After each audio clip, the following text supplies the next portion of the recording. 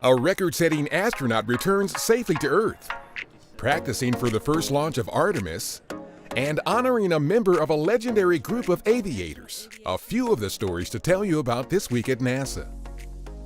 On February 6th, our Christina Cook returned safely to Earth from the International Space Station with two Expedition 61 crewmates. The landing wrapped up a 328-day stay aboard the station for Cook, the most time spent in space on a single mission by any woman.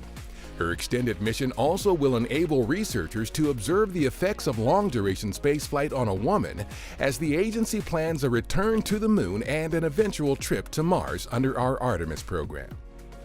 Practice sessions are underway at the Kennedy Space Center for the launch of the uncrewed Artemis 1 test flight of our Orion spacecraft and Space Launch System rocket. Planners typically introduce issues during these simulations to help the team gain the experience needed for the actual launch.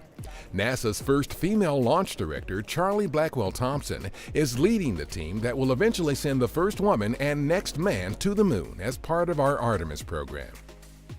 We held a Black History Month program at our headquarters to honor retired Air Force Colonel Charles McGee, who flew with the famed Tuskegee Airmen during World War II.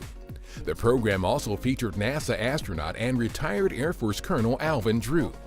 McGee is one of only 9 surviving members of the 355 Tuskegee pilots who flew in combat. I tell middle school when I talk to them, I said, "You all know we're going to Mars." "Oh yeah. I said, "Guess who's going to make the trip?" When it gets all planned, I think the planners are going to be too old. And I say, "It's going to be one of you." The Cygnus resupply craft for Northrop Grumman's 13th mission to the space station is named in honor of Air Force Major Robert H. Lawrence, Jr. In June 1967, he became the first African American selected as an astronaut, but he died 6 months later in a jet crash. The SS Robert H. Lawrence is loaded with critical research and supplies for the space station. That's what's up this week at NASA.